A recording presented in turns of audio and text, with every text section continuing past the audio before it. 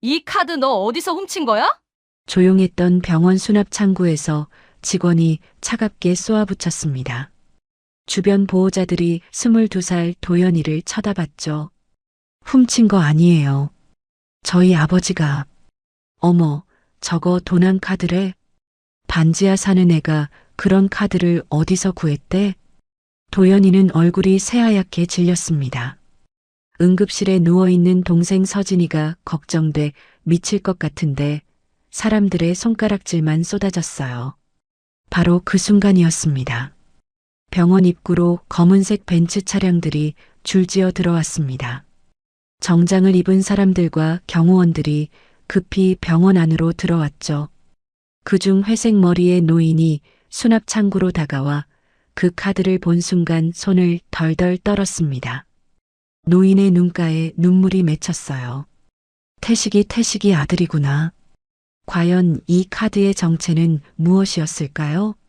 그리고 돌아가신 아버지와 이 노인 사이에는 어떤 비밀이 숨겨져 있었던 걸까요? 사연 시작하기 전에 구독과 좋아요 한번 꼭 눌러주세요. 3년 전 22살 윤도현의 인생은 단 하루 만에 무너졌습니다. 아버지 윤태식이 세상을 떠난 그날 장례식장에는 조문객이 10명도 되지 않았어요. 평생 성실하게 살아온 사람의 마지막 가는 길치고는 너무나 쓸쓸했죠. 도연이는 영정사진 앞에서 눈물도 제대로 흘리지 못했습니다. 울 시간조차 없었거든요. 장례를 치르는 동안에도 채권자들의 전화는 쉴 새 없이 울렸습니다. 윤태식 씨 맞죠? 빚 언제 갚을 건가요? 아버지 돌아가셨는데요. 그래도 빚은 갚아야죠. 아들이 대신 갚든지. 20살 동생 서진이는 아버지 영정 앞에서 오열했어요. 아버지가 병원비 때문에 빌린 돈이 5천만 원. 그 빚은 고스란히 남매에게 떨어졌습니다. 대학교 2학년이던 도연이는 휴학계를 냈고 1학년이던 서진이도 학교를 그만둬야 했죠. 반지하 월세방 하나가 남매에게 남은 전부였습니다. 아버지는 평범한 회사원이었어요. 특별히 잘 나가지도 그렇다고 못나지도 않은 사람이었죠. 그저 성실하게 출근하고 주말이면 아이들과 공원에 가던 평범한 아빠였습니다. 그런 아버지가 왜 갑자기 큰 빚을 지게 되었는지 도연이는 알 수 없었어요. 아버지는 돌아가시기 직전까지도 그 이유를 말하지 않았거든요. 도연아, 서진아, 미안하다. 아빠가 너희들한테 아무것도 남겨주지 못해서. 병상에 누워 가쁜 숨을 몰아쉬던 아버지의 마지막 말이었습니다. 도연이는 그때 아버지 손을 꽉 잡았어요. 아빠, 괜찮아요. 우리 잘 살 수 있어요. 하지만 현실은 녹록지 않았습니다. 도연이는 새벽 5시에 일어나 택배 상하차 알바를 했고, 낮에는 편의점에서 일했죠. 저녁에는 대리운전을 뛰었습니다. 하루에 서너 시간 자는 게 전부였어요.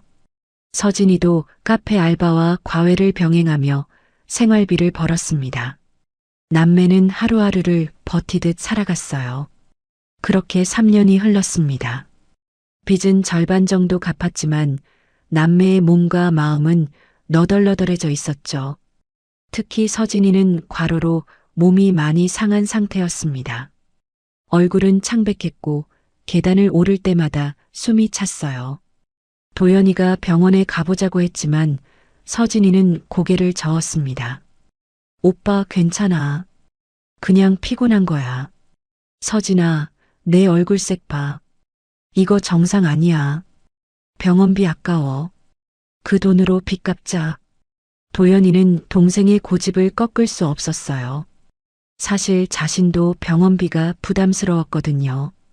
그저 동생이 쓰러지지 않기만을 바랄 뿐이었습니다. 그런데 그날은 달랐습니다. 2025년 2월 어느 금요일 저녁 도연이는 대리운전 중이었어요. 핸드폰이 울렸습니다. 서진이 친구였죠. 도연 오빠, 서진이가 쓰러졌어요. 뭐, 지금 어디야? 카페에서 일하다가 갑자기 쓰러졌어요. 지금 구급차 불렀어요. 도연이는 그 자리에서 차를 세우고 택시를 잡아탔습니다. 손이 덜덜 떨렸어요. 병원으로 가는 내내 심장이 터질 것만 같았죠. 응급실에 도착했을 때 서진이는 이미 산소 마스크를 쓴 채 침대에 누워 있었습니다. 동생분이신가요? 의사가 도연이에게 다가왔어요. 네, 제 동생인데요. 어떻게 된 거예요? 급성 심근경색입니다. 심장 판막에 문제가 있어서 즉시 수술을 해야 합니다. 수술이요? 네. 늦으면 위험합니다. 오늘 안에 결정하셔야 해요. 도연이는 머릿속이 하얘졌습니다. 수술이라니. 그럼 수술비는 얼마나 드는 걸까요? 수술비가 얼마나 되나요? 의사는 잠시 침묵하다가 입을 열었어요. 3천만 원 정도 예상됩니다. 3천만 원이요?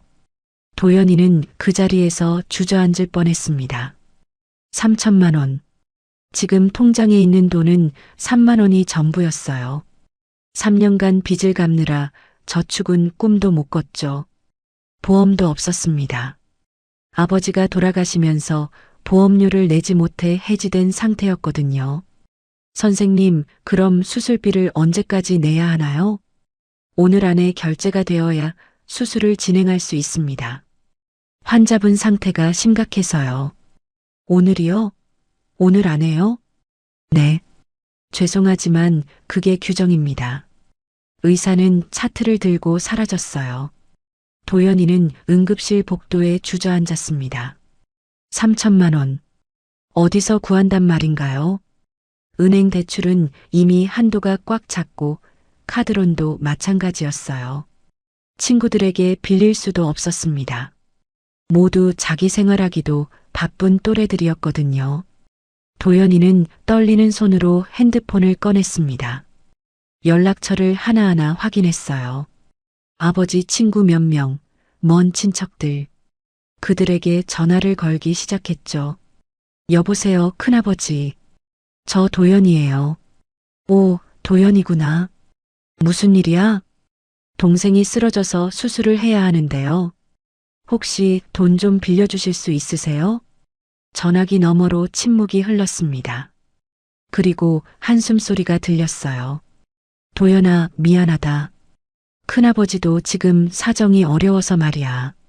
애들 학원비에 대출 이자에 도와주고 싶은데 정말 여력이 안 되는구나. 네, 알겠습니다.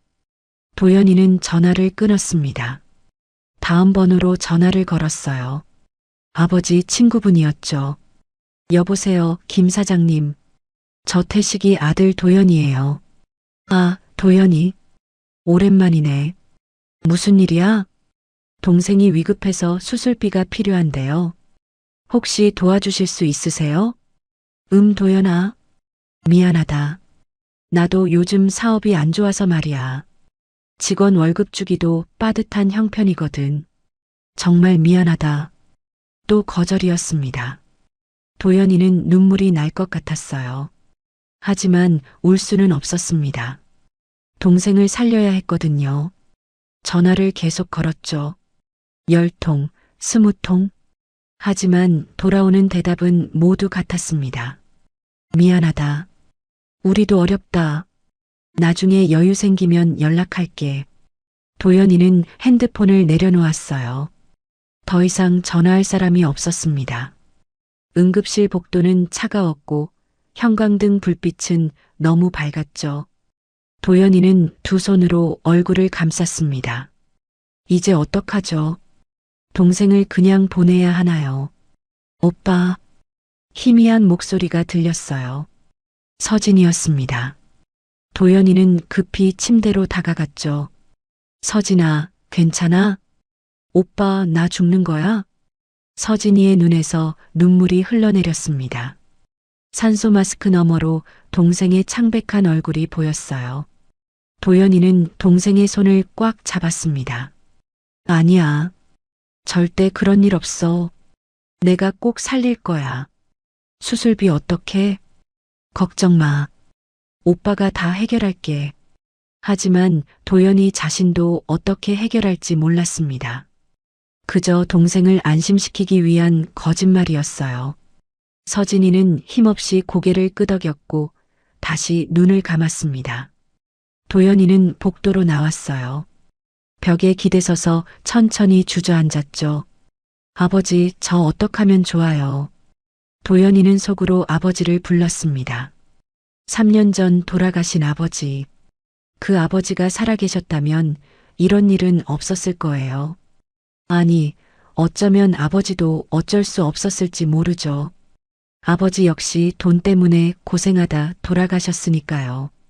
그때 문득 떠오른 게 있었습니다. 아버지의 유품. 도연이는 아버지가 돌아가신 뒤로 유품 상자를 한 번도 제대로 정리하지 못했어요. 차마 열어볼 용기가 나지 않았거든요. 하지만 지금은 달랐습니다.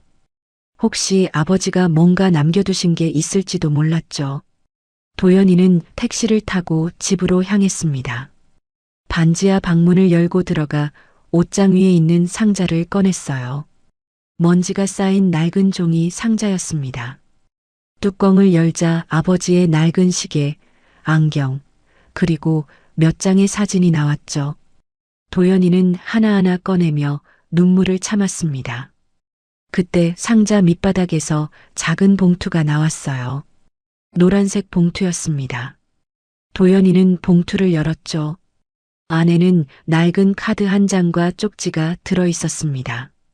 카드에는 금박으로 청운의료재단이라는 글자가 새겨져 있었어요. 도연이는 카드를 뒤집어 봤지만 다른 정보는 없었습니다. 그리고 쪽지를 펼쳤죠. 도연아, 서진아. 이 카드는 정말 마지막 순간에만 써라. 아빠가 너희들을 지켜줄 거야. 아버지의 글씨였습니다. 도연이는 쪽지를 읽고 또 읽었어요. 마지막 순간. 지금이 바로 그 순간 아닐까요? 동생이 죽어가고 있는데 이보다 더한 마지막 순간이 어디 있겠습니까? 도연이는 카드를 주머니에 넣고 다시 병원으로 향했습니다. 이게 마지막 희망이었어요. 설령 이 카드가 쓸모없다 해도 시도는 해봐야 했죠. 병원에 도착한 도연이는 수납 창구로 갔습니다. 직원이 무표정한 얼굴로 물었어요. 수술비 결제하시려고요? 네. 도연이는 떨리는 손으로 카드를 내밀었습니다. 직원은 카드를 받아들었어요. 그리고 카드를 확인하는 순간 표정이 굳어졌습니다. 잠깐만요. 직원은 카드를 자세히 들여다봤어요. 그리고 옆에 있던 다른 직원을 불렀습니다. 두 사람이 수군거리기 시작했죠. 도연이는 불안했습니다. 뭔가 잘못된 걸까요? 손님, 이 카드 어디서 나신 건가요? 제 아버지 유품이에요. 아버지 유품이요? 이게요? 직원의 목소리에 의심이 섞여 있었습니다. 주변에 있던 다른 보호자들이 하나둘 쳐다보기 시작했어요. 이 카드 너 어디서 훔친 거야? 직원이 차갑게 쏘아붙였습니다. 훔친 거 아니에요. 저희 아버지가 남겨주신 거라니까요. 도연이는 얼굴이 화끈거렸습니다. 주변 사람들의 시선이 따가웠어요. 수납 창구 앞에 서 있던 다른 보호자들이 수군거리기 시작했죠. 어머, 저거 도난 카드래? 반지하 사는 애가 그런 카드를 어디서 구했대? 요즘 젊은 애들 참. 도연이는 귀가 멍멍했습니다.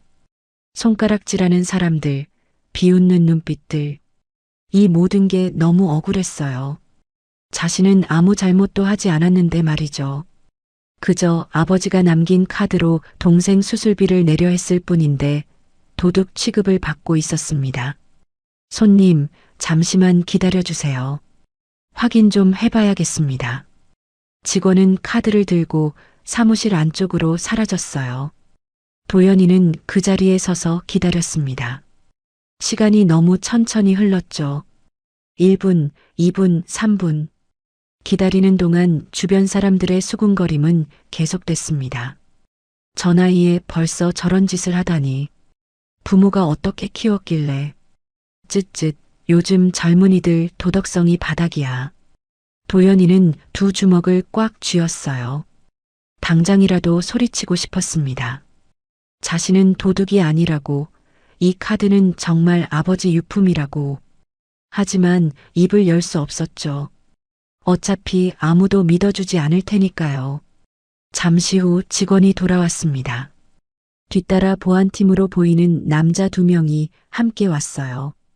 정장을 입은 남자들이었죠. 도연이는 가슴이 철렁 내려앉았습니다. 손님, 이쪽으로 좀 와주시겠어요? 왜요? 제가 뭘 잘못했는데요? 일단 사무실에서 이야기합시다. 보안팀 직원이 도연이의 팔을 잡으려 했어요. 도연이는 뒤로 물러섰습니다. 손대지 마세요. 저 아무것도 안 했어요. 손님, 조용히 하시죠. 여긴 병원입니다. 조용히 하라고요? 저를 도둑 취급하면서요? 도연이의 목소리가 커졌습니다. 참았던 감정이 터져나왔어요. 3년간 쌓였던 서름, 분노, 억울함이 한꺼번에 쏟아졌죠. 제 동생이 지금 죽어가고 있어요. 수술비 내려고 아버지가 남긴 카드 가져왔는데 도둑이라고요? 증거라도 있어요? 주변이 조용해졌습니다. 사람들이 도연이를 쳐다봤어요.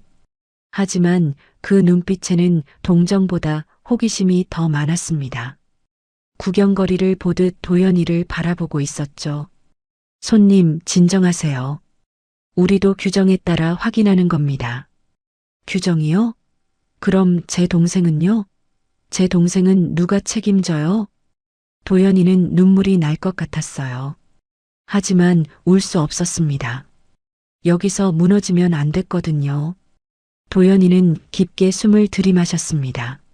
알겠어요. 확인하세요. 근데 빨리 해주세요. 제 동생 시간이 없어요. 보안팀 직원은 도연이를 데리고 작은 사무실로 들어갔어요. 딱딱한 의자에 앉혀놓고는 여러 가지를 물어봤습니다. 이름, 주소, 아버지 이름, 카드를 어디서 얻었는지. 도연이는 하나하나 대답했죠. 윤도연입니다. 22살이고요. 아버지는 윤태식이에요. 3년 전에 돌아가셨고 이 카드는 아버지 유품 상자에서 찾았어요. 윤태식 씨가 이 카드를 어떻게 가지고 계셨죠? 저도 몰라요. 아버지가 설명 안 하셨거든요. 그냥 마지막 순간에 쓰라고만 하셨어요.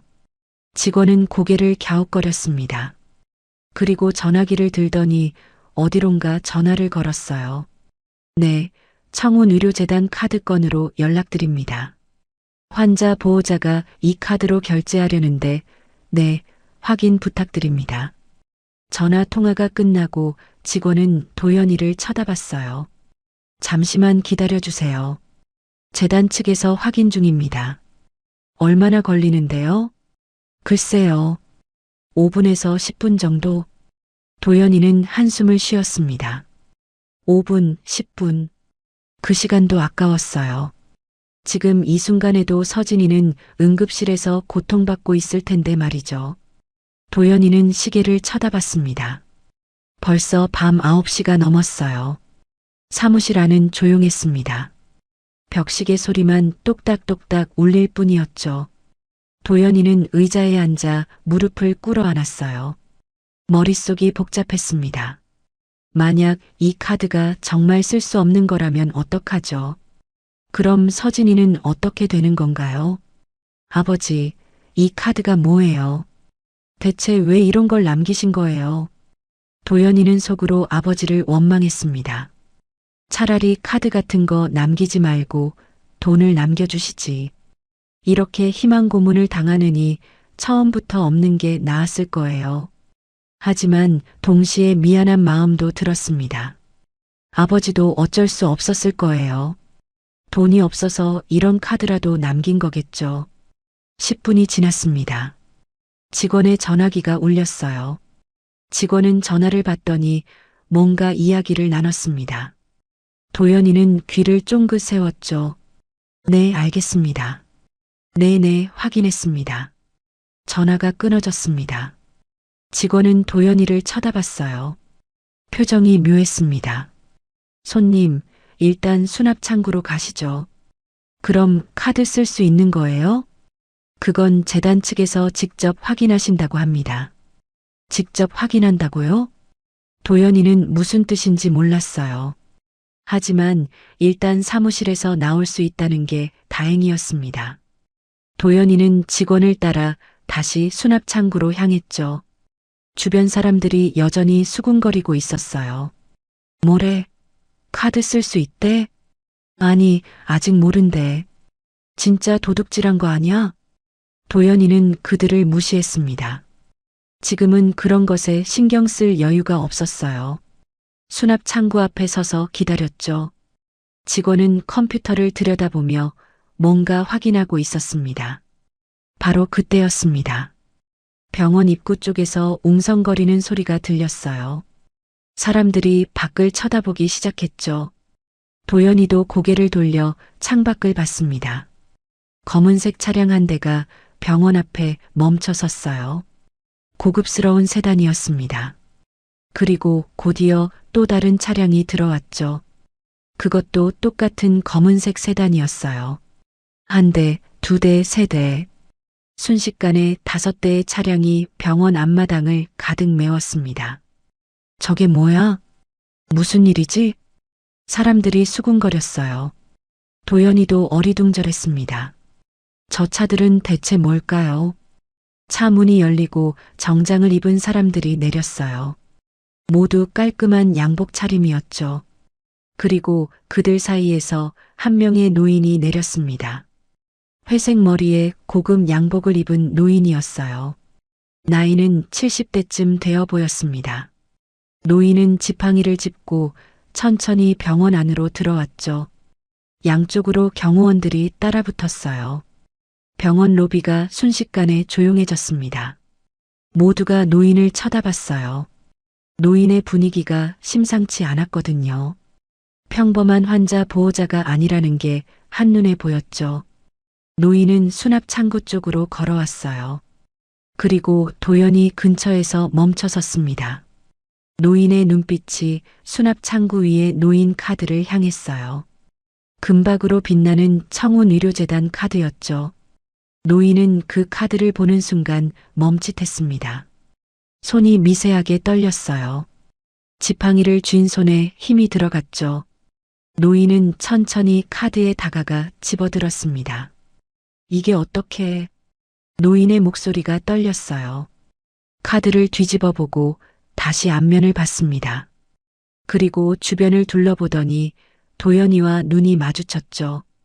이 카드 누구 겁니까? 노인이 물었습니다. 목소리에 긴장감이 배어 있었어요. 도연이는 움찔했습니다. 제 거예요. 당신 거라고? 노인은 도연이를 위아래로 훑어봤어요. 낡은 점퍼에 찢어진 청바지. 도연이의 초라한 모습이 노인의 눈에 들어왔죠. 이 카드를 어떻게 가지고 있는 겁니까? 저희 아버지 유품이에요. 아버지? 노인의 표정이 굳었습니다. 입술이 파르르 떨렸어요. 당신 아버지 성함이 혹시... 윤태식이요. 그 순간이었습니다. 노인의 얼굴이 새하얗게 질렸어요. 지팡이를 쥔 손이 덜덜 떨리기 시작했습니다. 노인은 뒤로 비틀거렸고 옆에 있던 경호원이 급히 부축했죠. 회장님, 괜찮습니다. 노인은 경호원의 손을 뿌리쳤어요. 그리고 다시 도연이를 쳐다봤습니다. 노인의 눈가에 눈물이 맺히기 시작했어요.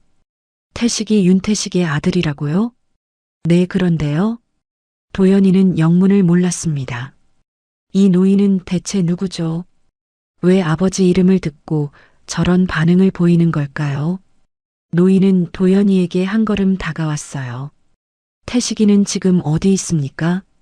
3년 전에 돌아가셨어요. 뭐라고? 노인의 목소리가 커졌습니다. 병원 로비에 울려 퍼졌죠.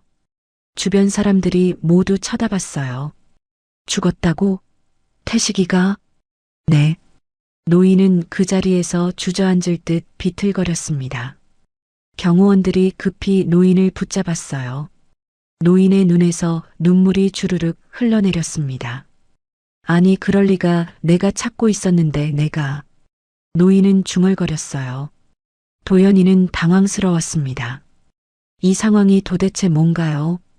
노인은 잠시 숨을 고르더니 도연이를 똑바로 쳐다봤습니다. 당신이 태식이 아들이라는 게 사실입니까? 네, 사실이에요. 근데 할아버지는 누구세요? 우리 아버지랑 무슨 관계신데요? 노인은 입술을 깨물었어요.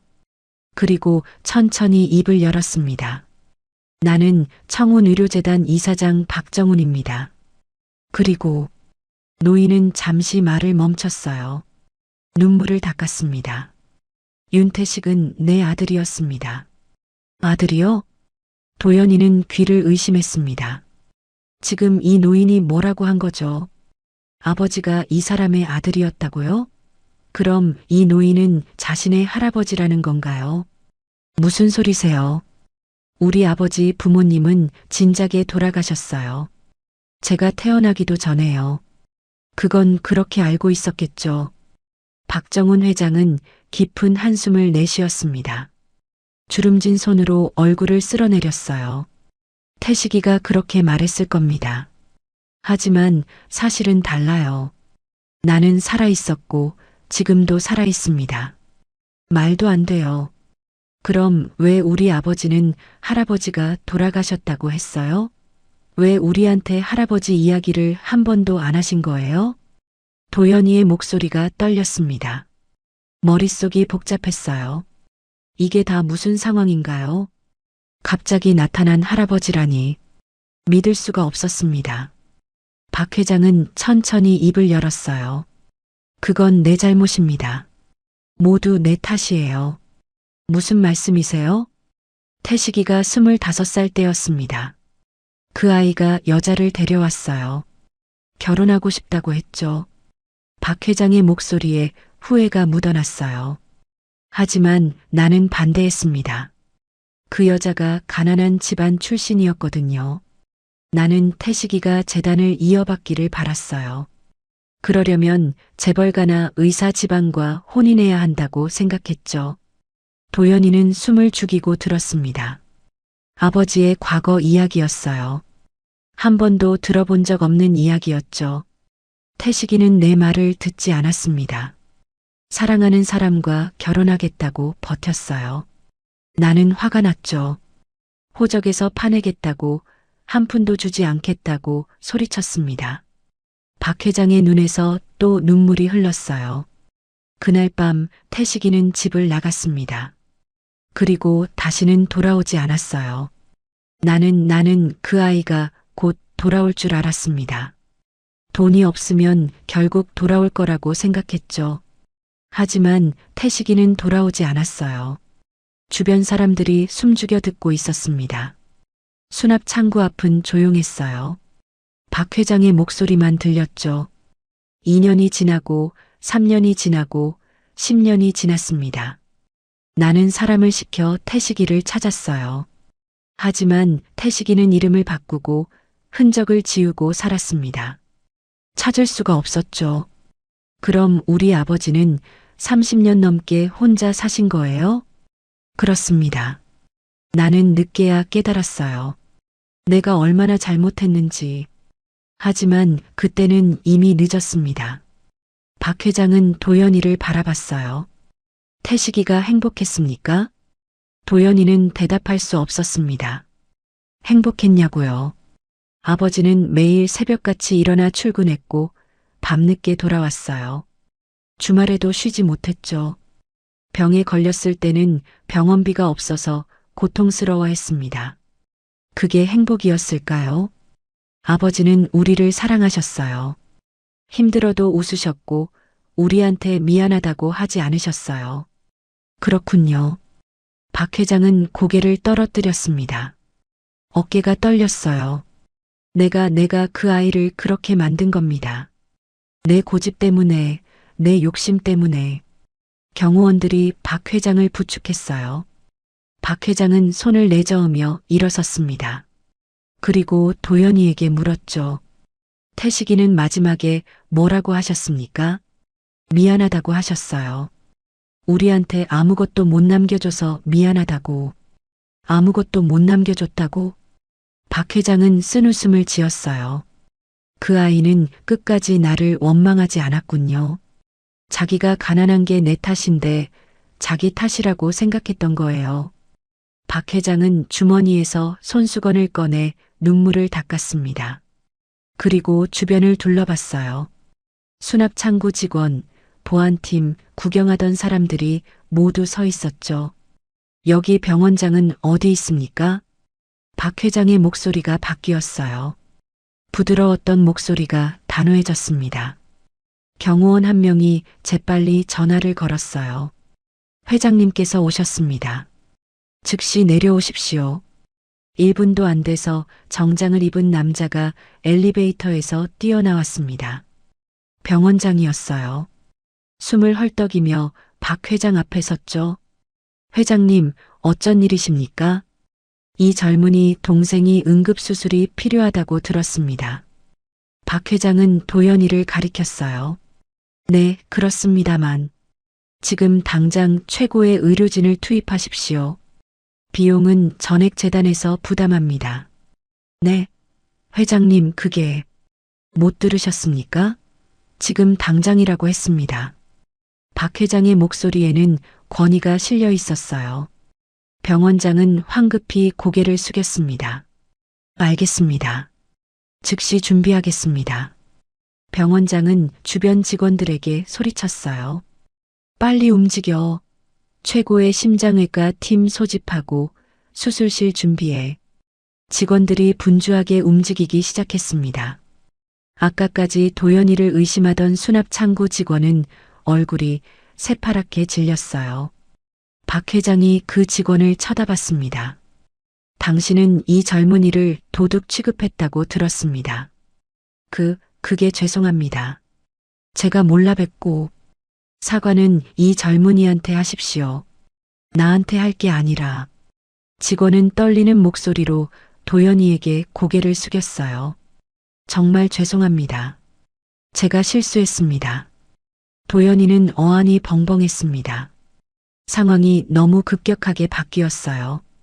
아까까지만 해도 도둑 취급받던 자신이 지금은 병원장과 직원들이 고개 숙이는 대상이 된 거죠.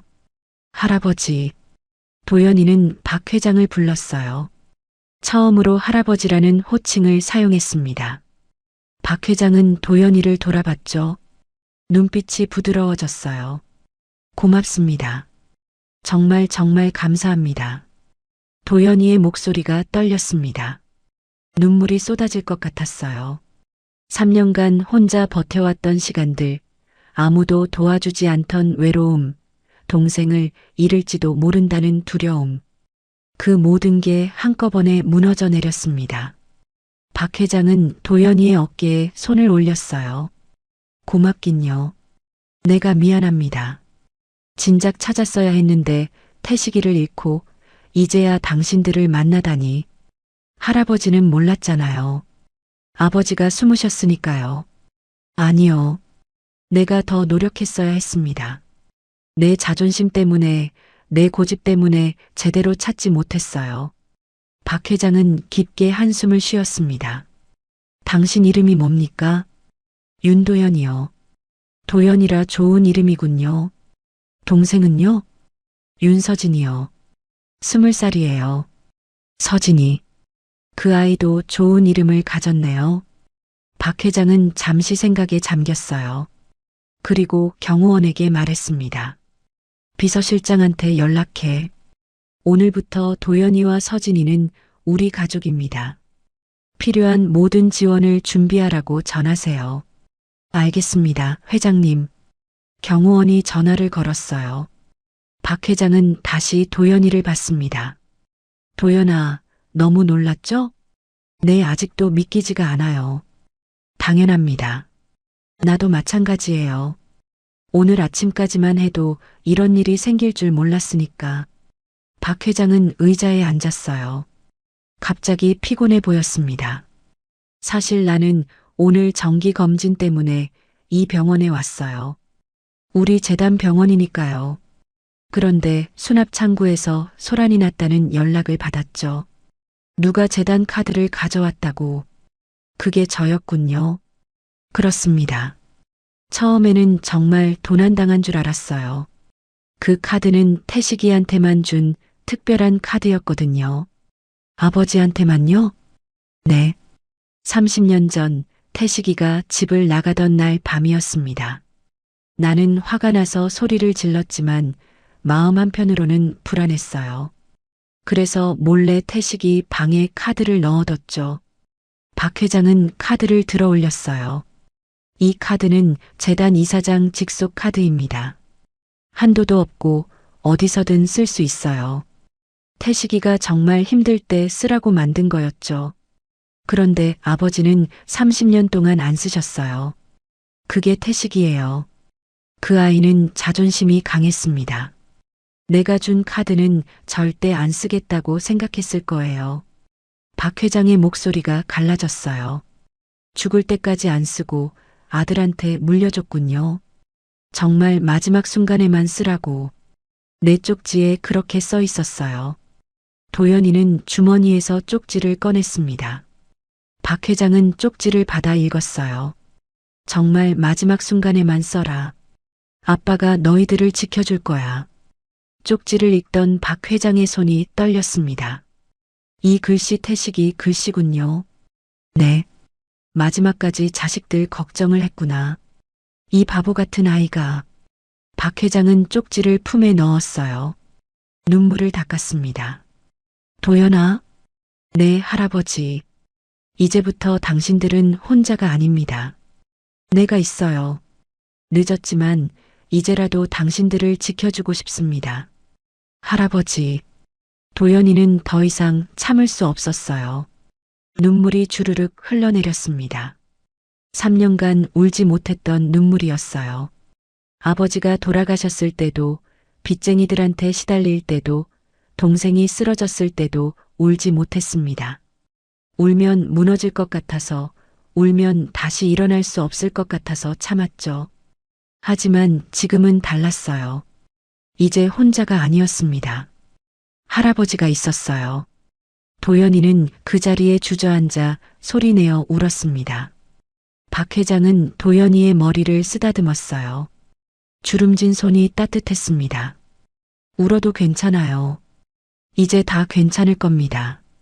주변 사람들도 눈시울을 붉혔어요. 아까까지 수군거리던 사람들은 부끄러운 듯 고개를 숙였습니다. 수납 창구 직원은 조용히 자리를 떠났죠. 잠시 후 병원장이 다시 나타났습니다. 회장님, 수술 준비 완료됐습니다. 최고의 심장외과 팀이 대기 중입니다. 잘했습니다. 도연아, 어서 가봐요. 동생이 기다리고 있을 겁니다. 네, 할아버지. 도연이는 눈물을 닦고 일어섰어요. 병원장이 앞장서서 응급실로 안내했습니다. 박 회장과 경호원들도 함께 따라갔죠. 응급실에는 서진이가 여전히 산소 마스크를 쓴 채 누워 있었어요. 도연이가 다가가자 서진이가 눈을 떴습니다. 오빠. 서진아, 괜찮아. 수술한대. 최고의 의사 선생님들이 해주신대. 정말? 수술비는 어떻게 했어? 그건 할아버지가 내주셨어. 할아버지? 서진이는 이해하지 못한 표정이었어요. 도연이는 박 회장을 가리켰습니다. 저분이 우리 할아버지야. 아버지의 아버지.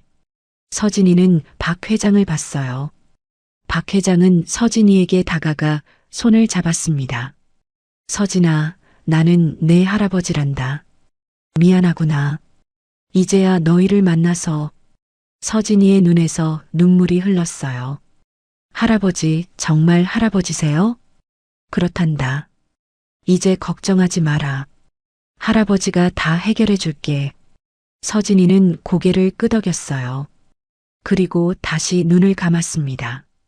의료진이 들어와 서진이를 수술실로 옮겼죠. 도연이와 박 회장은 수술실 앞 대기실에 앉았습니다. 긴 기다림이 시작됐어요. 수술실 앞 대기실은 조용했습니다. 형광등 불빛만 차갑게 빛나고 있었어요. 도연이는 딱딱한 의자에 앉아 수술실 문을 바라봤습니다. 빨간 불이 켜져 있었죠. 수술 중이라는 표시였어요.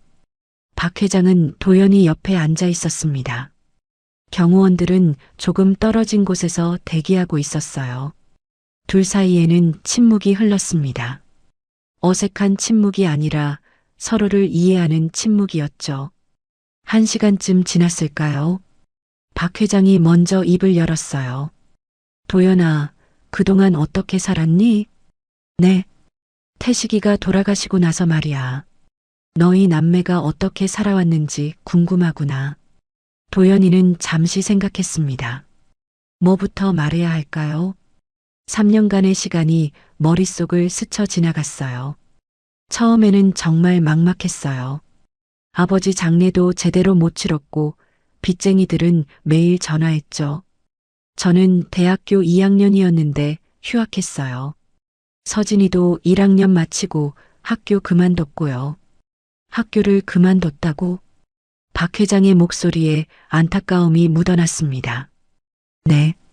돈을 벌어야 했으니까요. 저는 새벽에 택배 상하차 알바하고 낮에는 편의점에서 일했어요. 저녁에는 대리운전 뛰었죠. 서진이는 카페 알바랑 과외했고요. 하루에 몇 시간이나 잤니? 서너 시간요?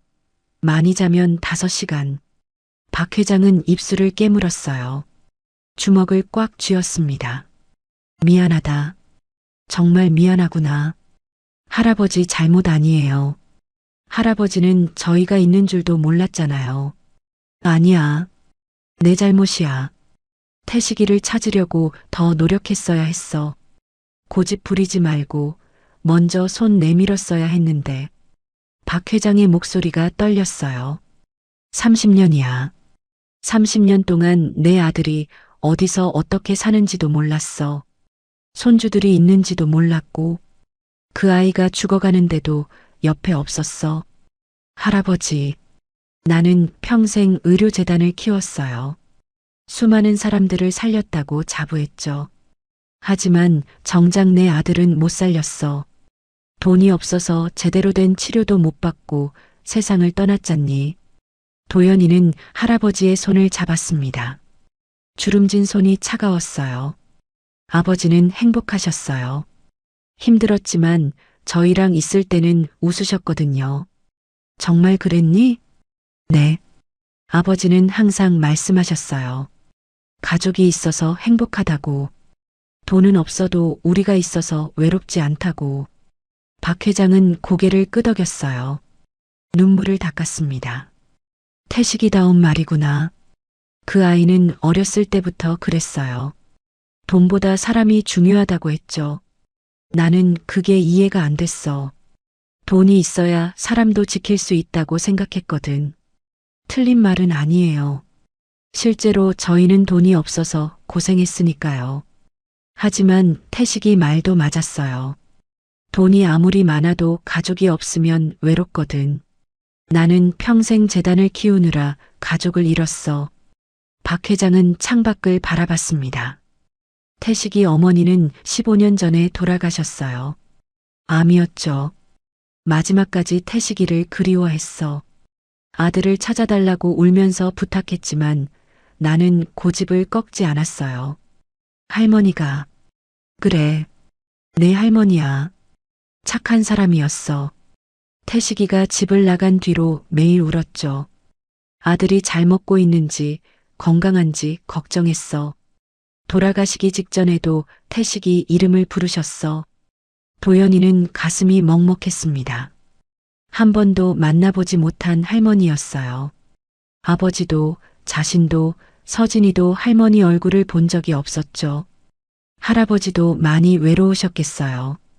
외롭긴 했지. 하지만 자업자득이야.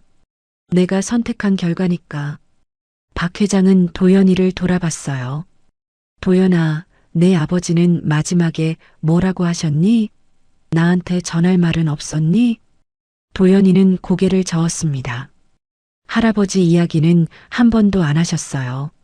저희는 할아버지가 돌아가신 줄 알았거든요. 그랬구나. 태식이는 끝까지 나를 원망하지 않았던 거네. 아버지는 원망 같은 거 안 하는 분이었어요. 누가 잘못해도 이해하려고 하셨죠. 착한 아이였어. 너무 착해서 문제였지. 박 회장은 한숨을 쉬었어요. 도연아, 이제부터는 내가 너희를 책임질게. 학교도 다시 다니고 하고 싶은 거 다 해. 할아버지, 괜찮아요. 저희 혼자서도 잘 살 수 있어요. 아니야. 태식이한테 못 해준 걸 너희한테라도 해주고 싶어. 그게 내가 할 수 있는 마지막 속죄야. 도연이는 할아버지의 진심을 느꼈어요. 이 노인은 진짜로 자신들을 도우려고 하는 거였습니다. 감사합니다, 할아버지. 고맙긴. 당연한 일을 하는 거야. 그때 수술실 문이 열렸어요. 의사가 나왔습니다. 도연이는 벌떡 일어섰죠. 선생님, 동생은요? 수술 잘 끝났습니다. 심장 판막 교체 성공했어요. 정말요? 도연이는 무릎이 꺾이는 줄 알았어요. 다리에 힘이 풀렸습니다. 박 회장이 도연이를 붙잡았죠. 다행이구나. 정말 다행이야. 의사가 설명을 이어갔어요. 다만 회복하는데 시간이 좀 걸릴 겁니다. 2주 정도는 중환자실에서 지켜봐야 해요. 네, 알겠습니다. 환자분 상태는 안정적이니 너무 걱정하지 마세요. 의사는 돌아갔고 간호사들이 서진이를 중환자실로 옮겼어요. 도연이는 유리창 너머로 서진이를 봤습니다. 여전히 의식은 없었지만 숨을 쉬고 있었어요. 살아 있었습니다. 서진아, 고생했어. 이제 괜찮을 거야. 도연이는 유리창에 손을 댔어요. 박 회장도 옆에 섰습니다. 예쁜 아이구나. 태식이 닮았어. 네, 아버지 많이 닮았어요. 그럼 너는? 저는 엄마 닮았대요. 내 어머니는 어떻게 되셨니? 도연이의 표정이 어두워졌어요. 5년 전에 돌아가셨어요. 교통사고였죠. 그랬구나. 미안하다. 힘든 질문했네. 괜찮아요. 이제는 좀 괜찮아요. 둘은 조용히 서진이를 바라봤습니다. 시간이 천천히 흘렀어요. 밤이 깊어갔습니다. 박 회장이 경호원을 불렀어요. 차 준비해. 도연이 집에 데려다 줘야지. 할아버지, 저는 여기 있을게요. 서진이 곁에 있고 싶어요. 하지만 내가 쉬어야지. 괜찮아요. 저 여기서 자면 돼요. 박 회장은 도연이를 말리지 않았어요. 대신 경호원에게 지시했습니다. 담요랑 베개 가져와. 그리고 음식도 준비하고. 알겠습니다, 회장님. 경호원이 나갔다가 금방 돌아왔어요. 부드러운 담요와 베개, 그리고 따뜻한 죽을 가져왔습니다. 도연이는 깜짝 놀랐어요. 이렇게까지 안 하셔도 되는데. 아니야. 당연히 해야 할 일이야. 박 회장은 도연이 옆에 앉았어요. 도연아, 내일부터 많은 게 바뀔 거야. 준비됐니? 무슨 말씀이세요? 너희는 이제 청운의료재단 이사장의 손주야. 사람들이 관심 가질 거고 언론에서도 취재하려고 할 거야. 그런 건 사양하고 싶은데요. 나도 그래. 하지만 어쩔 수 없어. 재단이 크다 보니 이사회도 있고 주주들도 있거든. 공식적으로 발표해야 해. 도연이는 불안했어요. 저희가 그런 거 할 수 있을까요? 저희는 평범하게 살아왔는데. 걱정 마. 내가 다 도와줄게. 천천히 적응하면 돼. 박 회장은 도연이의 어깨를 두드렸어요. 그리고 도연아, 한 가지만 물어봐도 될까? 네, 뭐든지 물어보세요. 너희 아버지 빚이 얼마나 남았니? 도연이는 잠시 계산했어요. 2,500만 원쯤 남았어요. 내일 다 갚아줄게. 할아버지, 그건 제가 갚을게요. 아니야. 내가 갚을 거야. 그게 내 아들한테 할 수 있는 마지막 일이니까.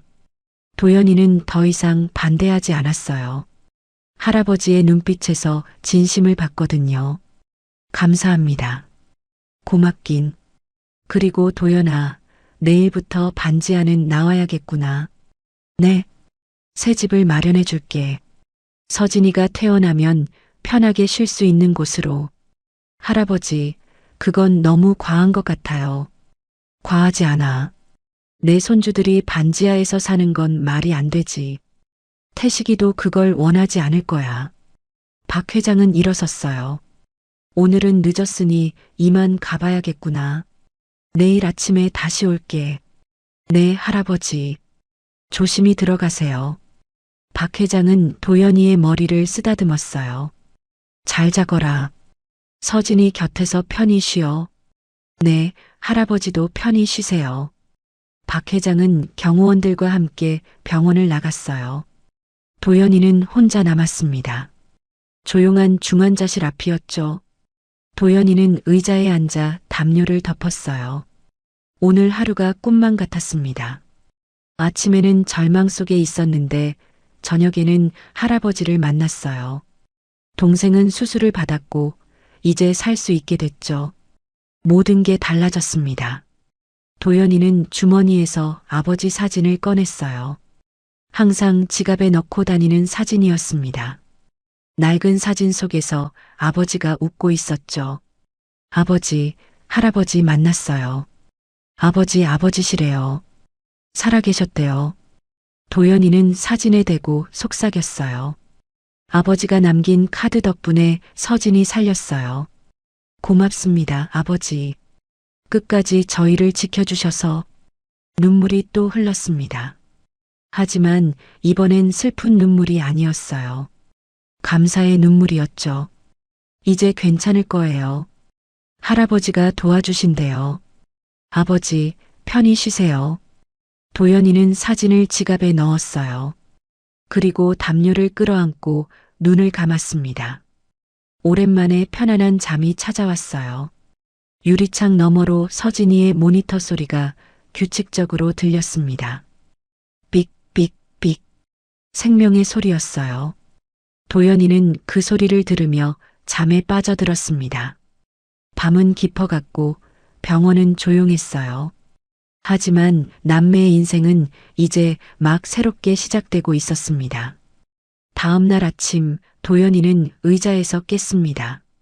목이 뻐근했어요. 의자에서 자는 게 익숙하긴 했지만 여전히 불편했죠. 시계를 보니 아침 7시였습니다. 도연이는 유리창 너머를 봤어요. 서진이는 여전히 누워 있었지만 모니터 수치는 안정적이었습니다. 간호사가 들어가서 체크하고 있었죠. 도연이는 안도의 한숨을 쉬었어요. 도연 씨? 뒤에서 목소리가 들렸습니다. 돌아보니 젊은 여자가 서 있었어요. 단정한 정장 차림이었죠. 네, 저인데요. 저는 청운의료재단 비서실 김미영입니다. 회장님께서 보내셨어요. 아, 네. 안녕하세요. 김미영은 손에 든 가방을 내밀었어요. 회장님께서 도연 씨 옷이랑 세면도구 준비하라고 하셨어요. 그리고 아침 식사도 가져왔습니다. 감사합니다. 도연이는 가방을 받았어요. 김미영은 보온 가방에서 따뜻한 음식을 꺼냈습니다. 죽 반찬, 과일이었죠. 천천히 드세요. 제가 잠시 기다리겠습니다. 네. 도연이는 죽을 한 숟가락 떴어요. 따뜻하고 부드러웠습니다. 3년 만에 먹어보는 제대로 된 아침 식사였죠. 도연이는 눈물이 날 뻔했어요. 식사를 마치고 세면을 했습니다. 거울을 보니 피곤한 얼굴이 비쳤어요. 하지만 표정은 밝았습니다. 어제보다 훨씬 나아 보였죠. 김미영이 말했어요. 도연 씨, 회장님께서 오전 10시에 오신답니다. 그 전에 서진 씨 상태 확인하시고 계세요. 네, 알겠습니다. 김미영은 명함을 건넸어요. 필요한 거 있으시면 언제든 연락하세요. 24시간 대기하고 있습니다. 감사합니다. 김미영이 떠난 뒤 도연이는 다시 중환자실 앞에 앉았어요. 의사가 와서 설명했습니다. 환자분 상태 많이 좋아졌어요. 오늘 오후쯤 깨어날 것 같습니다. 정말요? 네. 수술이 성공적이었으니 회복도 빠를 겁니다. 도연이는 기뻤어요. 서진이가 깨어나면 할아버지 이야기를 해줘야겠죠. 동생도 놀랄 거예요. 10시가 되자 박 회장이 나타났습니다. 어제와 똑같이 경호원들을 대동하고 왔어요. 하지만 오늘은 한 사람이 더 있었습니다. 50대쯤 되어 보이는 남자였죠. 도연아, 잘 잤니? 네, 할아버지. 덕분에 편히 잤어요. 그래, 다행이구나. 이쪽은 우리 재단 법무팀 이사 정민수야. 정민수가 고개를 숙였어요. 처음 뵙겠습니다. 정민수입니다. 안녕하세요. 박 회장이 설명했어요. 도연아, 오늘 몇 가지 처리할 게 있어서 정 이사를 데려왔어. 괜찮지? 무슨 일인데요? 일단 내 아버지 빚부터 정리하자. 정 이사, 서류 가져왔지? 네, 회장님. 정민수는 서류 가방을 열었어요. 여러 장의 서류를 꺼냈습니다. 도연 씨, 여기 서명만 하시면 됩니다. 채권자들과 합의 완료했고 전액 상환 처리됩니다. 전액이요? 네. 2,500만 원 전부 오늘 처리됩니다. 도연이는 믿기지 않았어요. 3년간 갚아온 빚이 하루아침에 사라진다니. 떨리는 손으로 서류를 받았습니다. 여기랑 여기 서명하시면 됩니다. 도연이는 펜을 들었어요. 서명하려는데 손이 떨렸습니다. 박 회장이 도연이의 어깨를 잡았죠. 천천히 해. 괜찮아. 도연이는 심호흡을 하고 서명했어요.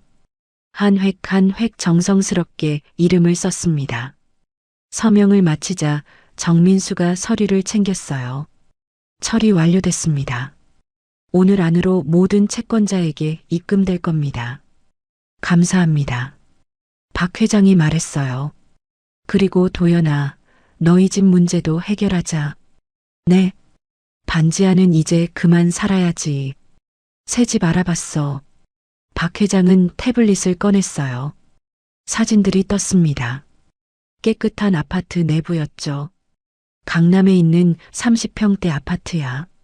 서진이 퇴원하면 바로 들어갈 수 있게 준비해뒀어. 강남이요? 그건 너무 비싼 거 아니에요?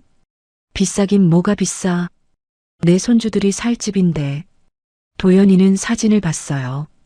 넓은 거실, 깨끗한 방 2개, 화장실도 2개였습니다. 반지하와는 비교도 안 됐죠. 할아버지, 이건 정말 너무 과해요. 과하지 않아. 너희가 누릴 자격이 충분해. 박 회장은 도연이를 똑바로 봤어요. 도연아, 솔직히 말해줄게.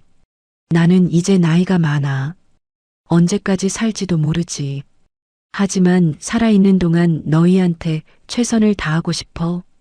할아버지, 태식이한테 못해준 걸 후회하면서 살고 싶지 않아. 그러니까 내 마음 받아줘. 도연이는 고개를 끄덕였어요. 더 이상 거절할 수 없었습니다. 감사합니다, 할아버지. 그래. 그리고 학교 문제도 있지. 너 복학하고 싶지? 복학이요? 그래. 대학교 2학년이었다며. 다시 다니고 싶으면 다닐 수 있어. 도연이는 잠시 생각했어요. 학교, 3년 전에 포기했던 꿈이었죠. 다시 공부할 수 있다니. 하고 싶어요. 하지만 서진이 돌봐야 하는데. 서진이는 간병인을 붙여줄게. 걱정하지 마. 할아버지, 정말 괜찮아요? 괜찮고 말고. 공부하고 싶으면 해야지. 도연이는 가슴이 벅찼어요. 꿈꾸던 일들이 현실이 되고 있었습니다. 그때 중환자실 문이 열렸어요. 간호사가 나왔습니다. 도연 씨, 환자분 깨어나셨어요. 정말요? 도연이는 벌떡 일어났어요. 박 회장도 함께 일어섰습니다. 둘은 중환자실로 들어갔죠. 서진이는 눈을 뜨고 있었어요. 산소 마스크는 벗었고 얼굴에 생기가 돌았습니다. 오빠, 서진아. 도연이는 서진이 손을 잡았어요. 따뜻했습니다. 살아있다는 게 느껴졌죠. 오빠, 나 살았어? 그래, 살았어. 수술 잘 됐대. 다행이다, 오빠, 미안해. 내가 아파서. 무슨 소리야? 내가 왜 미안해? 서진이는 주변을 둘러봤어요. 그리고 박 회장을 봤습니다. 저분은? 서진아, 할아버지야. 우리 할아버지. 할아버지요? 서진이는 이해하지 못한 표정이었어요. 박 회장이 다가왔습니다. 서진아, 나는 내 할아버지란다. 어제 설명 못 들었지? 내 할아버지가 어떻게? 도연이가 설명했어요. 아버지 이야기, 카드 이야기, 할아버지와의 만남. 서진이는 놀란 표정으로 들었습니다. 그럼 아버지가 할아버지 아들이었다는 거예요? 그래. 우리한테는 비밀로 하셨던 거야. 왜요? 박 회장이 대답했어요.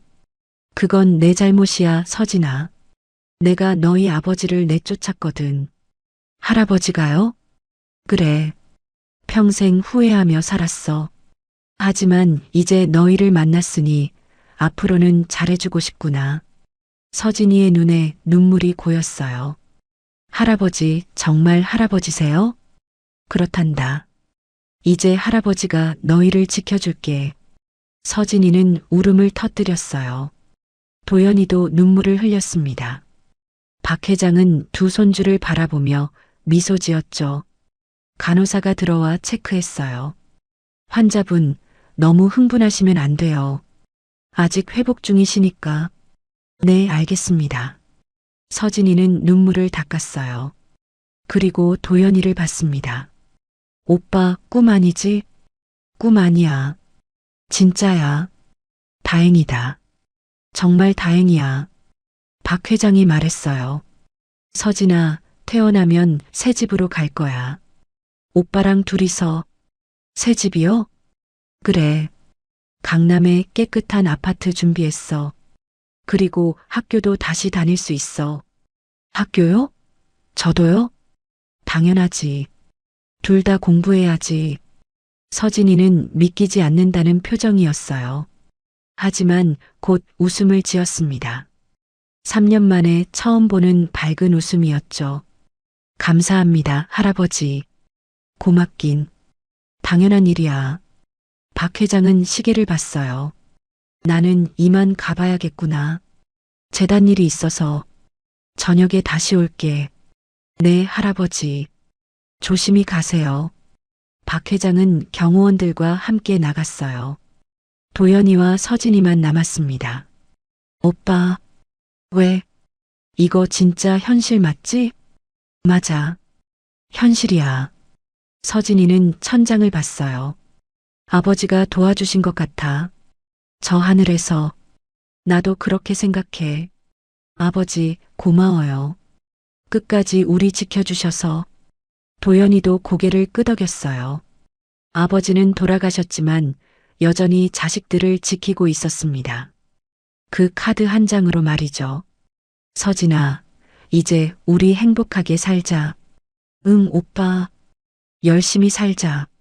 남매는 손을 꼭 잡았어요. 긴 터널을 지나 드디어 빛을 본 기분이었습니다. 앞으로도 힘든 일이 있겠죠. 하지만 이제는 혼자가 아니었어요. 할아버지가 있었고 서로가 있었습니다. 창밖으로 햇빛이 들어왔어요. 따뜻한 봄날 같았습니다. 새로운 시작이었죠. 2주가 지났습니다. 서진이는 중환자실에서 일반 병실로 옮겼어요. 회복이 빨랐습니다. 의사들도 놀랄 정도였죠. 젊고 건강했던 덕분이었어요. 도연이는 매일 병원에 왔습니다. 아침에 와서 저녁까지 서진이 곁을 지켰죠. 박 회장도 하루에 한 번씩은 꼭 들렀어요. 손주들이 걱정됐거든요. 할아버지, 오늘도 오셨어요? 서진이가 밝게 웃었어요. 얼굴에 생기가 돌았습니다. 수술 전과는 완전히 달라 보였죠. 그래. 오늘 컨디션은 어때? 좋아요. 의사 선생님이 곧 퇴원할 수 있을 거래요. 그래. 다행이구나. 박 회장은 과일 바구니를 내려놓았어요. 비서가 준비해온 고급 과일이었습니다. 할아버지, 이렇게 매번 가져오시면 어떡해요? 괜찮아. 먹고 싶은 거 있으면 언제든 말해. 도연이가 차를 따라드렸어요. 박 회장은 차를 마시며 말했습니다. 도연아, 아파트 인테리어 끝났어. 다음 주면 들어갈 수 있어. 벌써요? 그래. 가구도 다 넣었고 생활용품도 준비했어. 너무 빨리 하신 거 아니에요? 서진이 퇴원하면 바로 들어가야지. 반지하는 회복하기 안 좋거든. 서진이가 물었어요. 할아버지, 정말 강남 아파트예요? 그래. 한강 보이는 곳이야. 와, 꿈만 같아요. 박 회장은 미소 지었어요. 그리고 도연아, 복학 서류 넣었지? 네, 다음 학기부터 다닐 수 있대요. 좋아. 서진이도 복학 준비하고. 네, 할아버지. 열심히 공부할게요. 박 회장은 흐뭇한 표정이었어요. 손주들이 웃는 모습을 보니 마음이 편했습니다. 참, 도연아. 내일 재단 이사회가 있어. 이사회요? 그래. 너희를 공식적으로 소개하려고 해. 괜찮겠니? 도연이는 긴장했어요. 저희를요? 그런 자리에서요? 응. 피할 수 없는 일이야. 재단 이사장의 손주니까. 떨려요, 할아버지. 걱정 마. 내가 옆에 있을게. 서진이가 말했어요.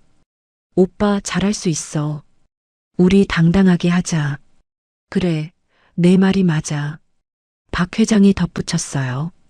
그리고 언론 인터뷰도 준비해야 해. 사람들이 궁금해할 테니까. 인터뷰요? 그래. 하지만 강요는 안 할게.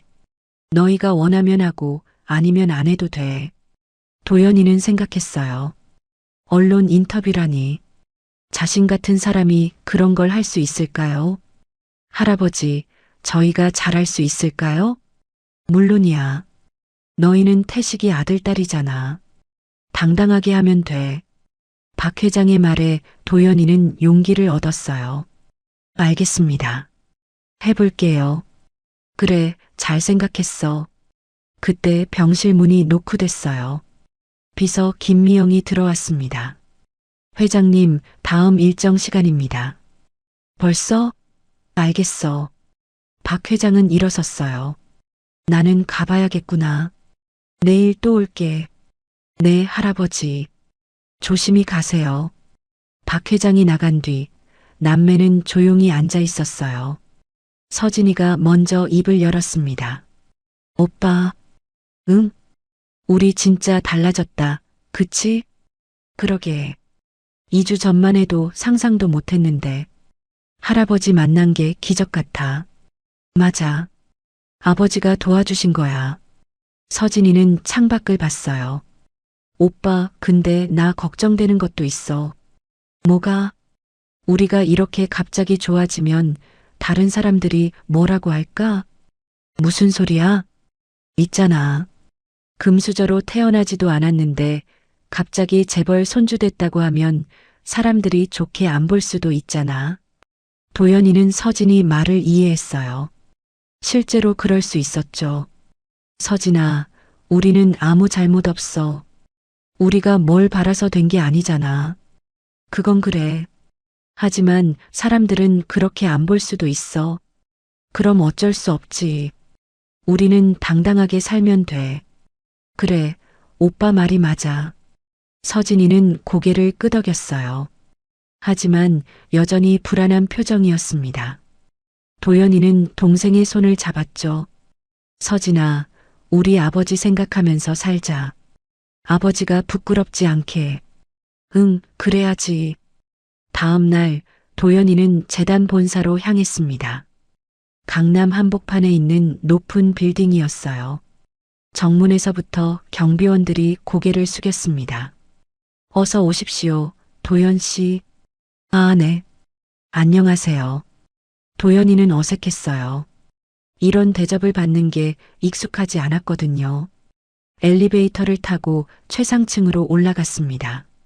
문이 열리자 넓은 로비가 나타났어요. 비서들이 분주하게 움직이고 있었죠. 김미영이 마중 나왔습니다. 도연 씨 오셨군요. 회장님께서 기다리고 계십니다. 네. 김미영의 안내를 따라 회장실로 들어갔어요. 박 회장이 책상에 앉아 서류를 보고 있었습니다. 도연아, 왔구나. 네, 할아버지. 앉아. 이사회 시작하기 전에 이야기 좀 하자. 도연이는 소파에 앉았어요. 박 회장도 옆에 앉았습니다. 긴장되지?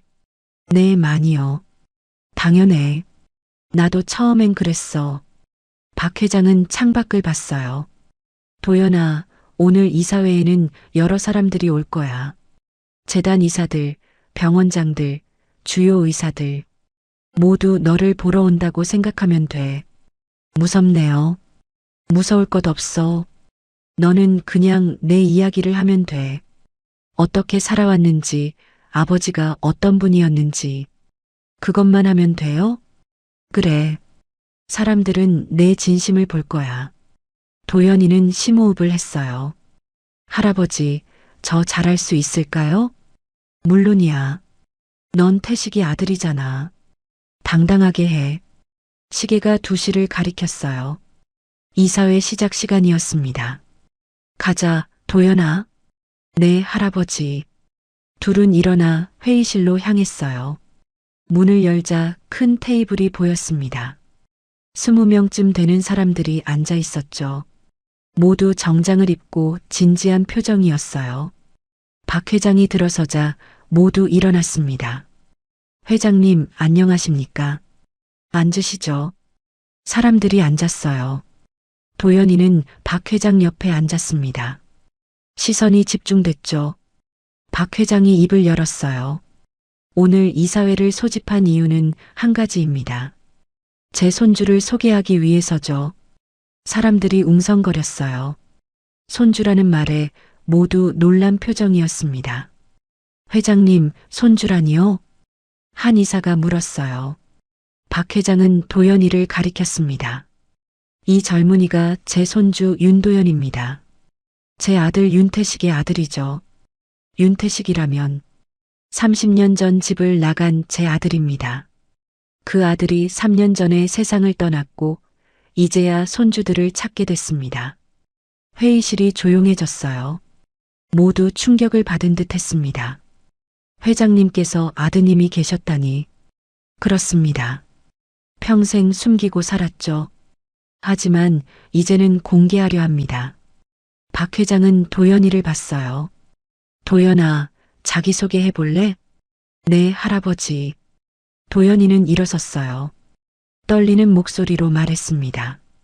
안녕하십니까? 윤도연입니다. 22살이고요. 동생 윤서진이랑 둘이 살고 있습니다. 사람들이 도연이를 주시했어요. 도연이는 계속 말했습니다. 저희 아버지는 3년 전에 돌아가셨어요. 평범한 회사원이셨고 저희를 사랑하셨습니다. 할아버지가 계신 줄은 몰랐고 이번에 우연히 알게 됐습니다. 한 이사가 물었어요. 어떻게 알게 되셨나요? 동생이 아파서 병원에 갔는데 아버지가 남긴 카드가 있었어요. 그 카드로 할아버지를 만나게 됐습니다. 그 카드가 청운의료재단 카드였습니다. 사람들이 고개를 끄덕였어요. 이해가 된다는 표정이었죠. 박 회장이 말했어요. 이제부터 도연이와 서진이는 우리 재단의 가족입니다. 모두 잘 부탁드립니다. 알겠습니다, 회장님. 이사들이 대답했어요. 하지만 일부는 여전히 의심스러운 눈빛이었습니다. 도연이는 그걸 느낄 수 있었어요. 회의가 끝나고 사람들이 나갔어요. 한 이사가 도연이에게 다가왔습니다. 50대 남자였죠. 도연 씨, 반갑습니다. 저는 재단 이사 최진호입니다.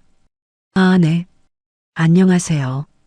최진호는 날카로운 눈빛으로 도연이를 봤어요. 앞으로 잘 부탁드립니다. 하지만 한 가지만 기억하세요. 네. 재단은 가족 사업이 아닙니다. 실력으로 움직이는 곳이죠. 손주라고 해서 특혜는 없을 겁니다. 도연이는 기분이 나빴어요. 하지만 참았습니다. 알겠습니다. 최진호는 떠났고 도연이는 한숨을 쉬었어요. 박 회장이 다가왔습니다. 괜찮니? 네, 괜찮아요. 최 이사 말은 신경 쓰지 마. 저 사람은 원래 그래. 할아버지, 저 사람들이 저를 안 좋게 보는 것 같아요. 당연해. 갑자기 나타난 손주니까. 시간이 지나면 인정할 거야. 정말요? 그래. 내가 잘하면 돼. 실력으로 보여주는 거야. 도연이는 고개를 끄덕였어요. 할아버지 말이 맞았습니다. 당당하게 살면 되는 거였죠. 한 달이 흘렀습니다. 서진이는 퇴원했고 남매는 강남 아파트로 이사했어요. 처음 집에 들어섰을 때의 감동을 도연이는 잊을 수 없었습니다. 넓은 거실, 따뜻한 햇살, 한강뷰. 모든 게 꿈만 같았죠. 오빠, 여기가 정말 우리 집이야? 서진이가 창문 앞에 서서 물었어요. 그래. 이제 여기서 살아. 믿기지가 않아. 한 달 전만 해도 반지하였는데. 나도 그래. 근데 서진아, 이제 적응해야 해. 응, 알아. 남매는 새로운 생활을 시작했어요. 도연이는 복학했고 서진이도 학교로 돌아갔습니다. 처음엔 어색했어요. 3년 만에 캠퍼스였거든요. 도연아, 너 요새 어떻게 지내? 대학 친구 민수가 물었어요. 도연이는 어떻게 대답해야 할지 몰랐습니다. 응, 그냥 잘 지내. 소문 들었어. 너 재벌 손주래? 아, 그게 대박이다.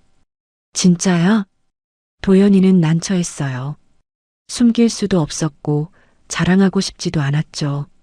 응, 우연히 할아버지를 찾았어. 와, 부럽다. 나도 그런 할아버지 있었으면. 민수는 농담처럼 말했지만 도연이는 씁쓸했어요. 사람들이 자신을 보는 시선이 달라졌거든요. 예전에는 동등했는데 이제는 뭔가 거리감이 느껴졌습니다. 서진이도 비슷한 경험을 했어요. 학교 친구들이 수군거렸습니다. 쟤 갑자기 재벌 됐대. 운 좋네. 나도 그런 할아버지 만나고 싶다. 근데 진짜 할아버지 맞아? 사기 아니야? 서진이는 그런 말들을 들으며 힘들어했어요. 집에 돌아와 도연이한테 말했습니다. 오빠, 학교 애들이 이상하게 봐. 나도 그래. 어쩔 수 없어, 서진아. 근데 우리가 뭘 잘못했어? 그냥 할아버지 만났을 뿐인데. 맞아. 하지만 사람들은 그렇게 안 보나 봐. 남매는 한숨을 쉬었어요. 좋아진 것도 많았지만 힘든 것도 생겼습니다. 박 회장은 손주들의 어려움을 알고 있었어요. 저녁 식사 자리에서 물었습니다. 요새 학교 생활은 어때? 좋아요, 할아버지. 도연이가 대답했지만 표정은 밝지 않았어요. 박 회장은 눈치챘습니다. 힘든 일 있니? 아니에요. 괜찮아요. 도연아, 할아버지한테 숨기지 마. 도연이는 잠시 망설이다 입을 열었어요. 사람들 시선이 좀 부담스러워요. 저희를 다르게 보는 것 같아서요. 그럴 거야. 갑자기 환경이 바뀌었으니까. 근데 저희는 변한 게 없는데 사람들은 저희가 변했다고 생각해요. 박 회장은 고개를 끄덕였어요. 그게 바로 부의 무게야, 도연아. 돈이 생기면 관계도 변하지. 어떻게 해야 해요? 견디는 수밖에 없어. 진짜 친구는 남을 거고 가짜 친구는 떠날 거야. 서진이가 물었어요. 할아버지도 그런 경험 있으세요? 물론이지. 내가 재단 키울 때 많이 겪었어. 돈 때문에 다가오는 사람, 이용하려는 사람. 다 있었지. 어떻게 구별해요? 시간이 지나면 알게 돼. 진심은 오래 가거든.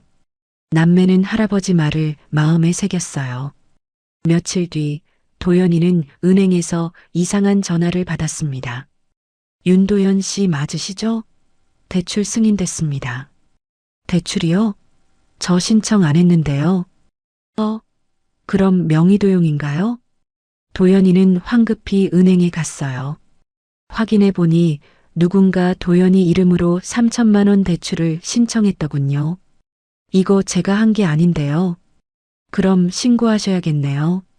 명의도용입니다. 도연이는 경찰서에 갔어요.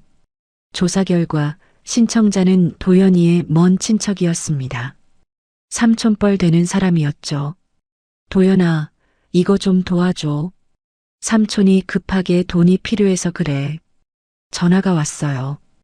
도연이는 어이가 없었습니다. 삼촌, 제 허락도 없이 어떻게 이러세요? 아, 미안하다.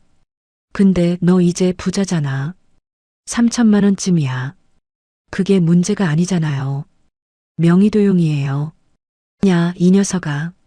가족끼리 그렇게까지 할 거야? 할아버지 만났다고 우리 무시하냐? 도연이는 전화를 끊어버렸어요. 화가 났습니다. 평소에는 연락도 안 하다가 돈이 생기니까 찾아오는 사람들. 역겨웠어요. 집에 돌아와 박 회장한테 말했습니다. 할아버지, 친척이 제 명의로 대출 신청했어요. 뭐? 박 회장은 화가 났어요. 당장 고소해라. 그런 건 용서하면 안 돼. 근데 가족인데. 가족이면 더 안 돼. 그런 짓 하는 사람은 가족이 아니야. 도연이는 고소를 진행했어요. 삼촌은 경찰 조사를 받았고 합의금을 내고 사건은 마무리됐습니다. 하지만 도연이는 마음이 씁쓸했어요. 할아버지, 사람들이 저희한테 이러는 게 다 돈 때문인 거죠? 그래. 돈은 양날의 검이야. 도와줄 수도 있지만 상처 줄 수도 있어. 그럼 차라리 없는 게 나은 거 아니에요? 아니야. 돈은 필요해. 중요한 건 어떻게 쓰느냐지. 박 회장은 도연이 어깨를 두드렸어요. 도연아, 힘들겠지만 버텨. 이것도 다 경험이야. 네, 할아버지. 한편 서진이도 문제가 있었어요. 학교 선배가 다가왔습니다. 서진아, 우리 동아리 후원 좀 해줄래? 후원이요? 응. 너 이제 부자잖아. 1천만 원 정도면 되는데. 선배, 저는 학생이에요. 그런 돈 없어요. 에이, 있잖아. 할아버지가 재벌이라며? 그건 할아버지 돈이지, 제 돈 아니에요. 쪼잔하게 굴지 마. 가족끼리 그 정도는 되지 않냐? 서진이는 거절했지만 소문이 퍼졌어요.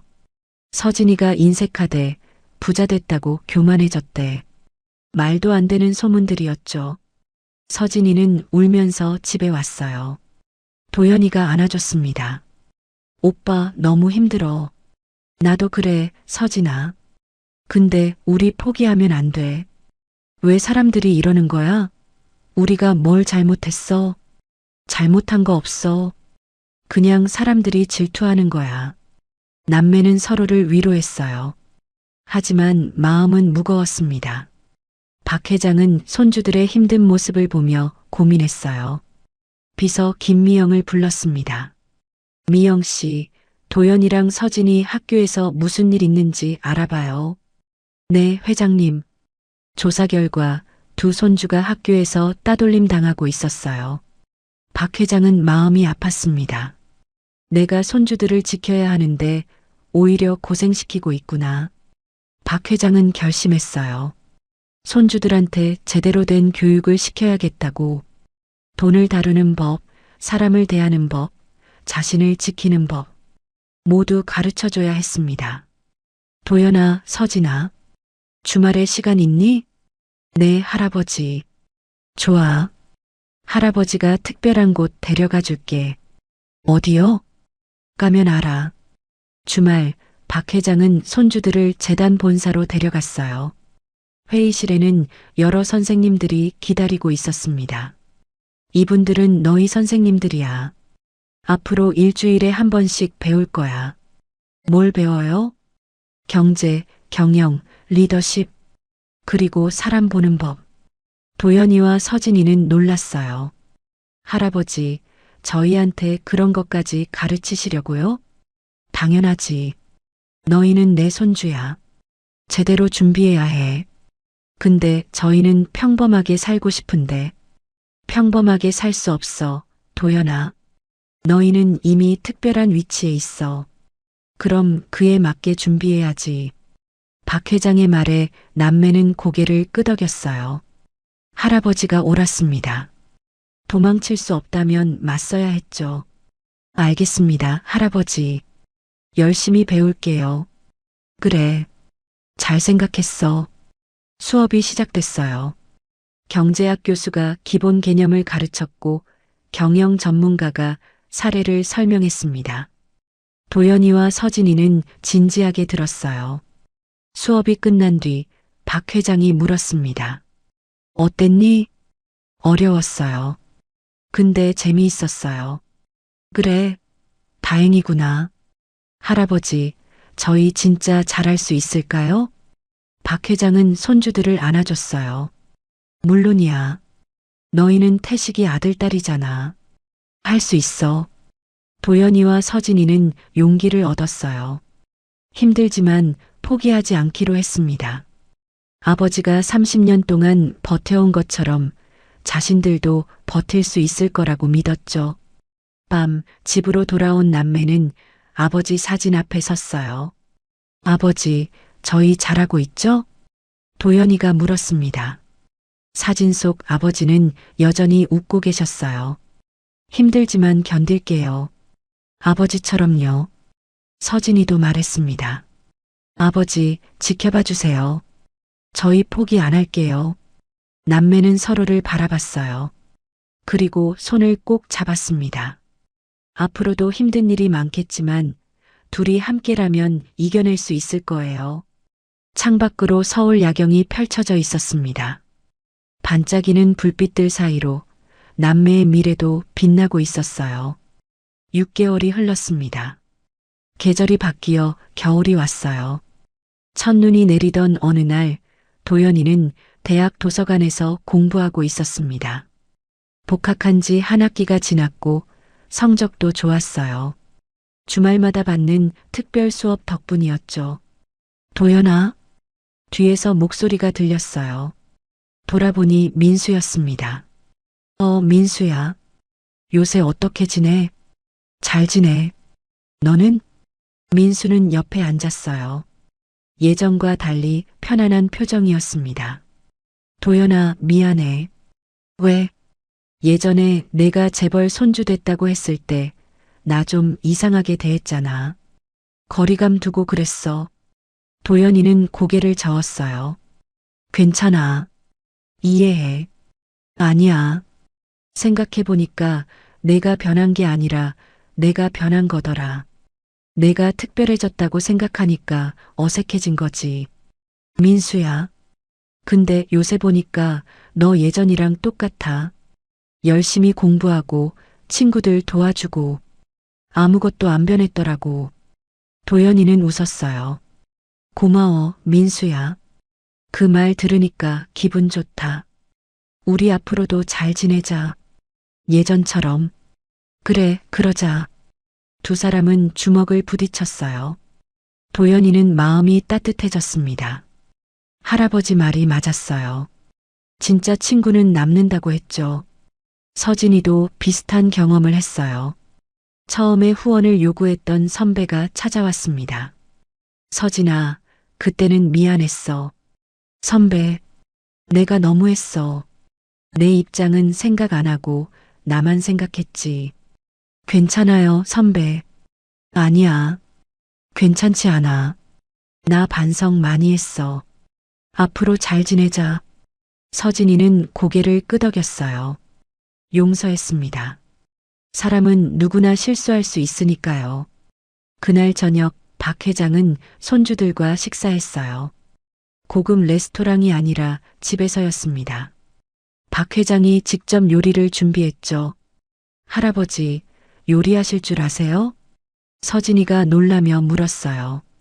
그럼, 젊었을 때 많이 했지. 와, 맛있어 보여요.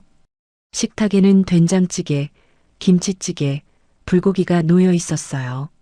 소박하지만 정성스러운 음식들이었습니다.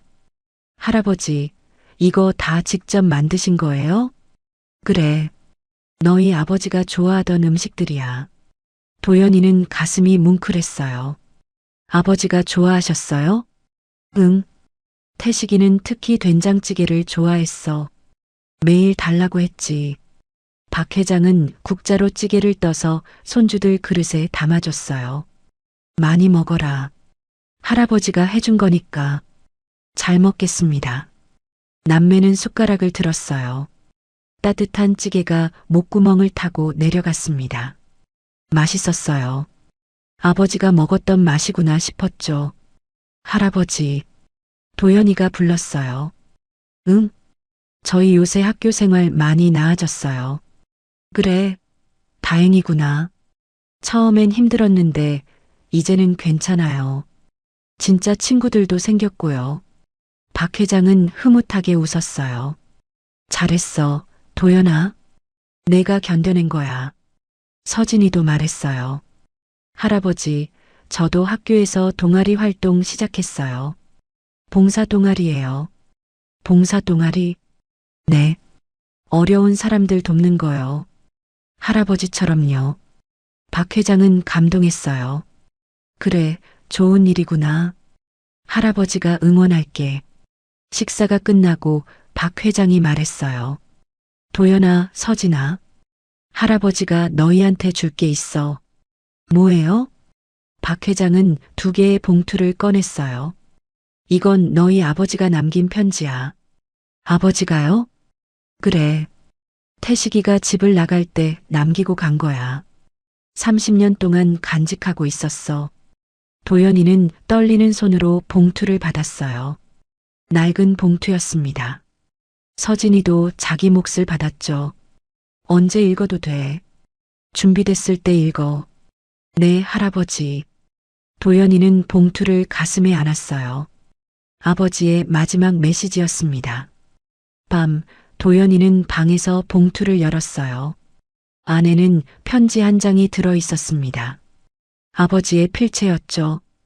도연아, 서진아.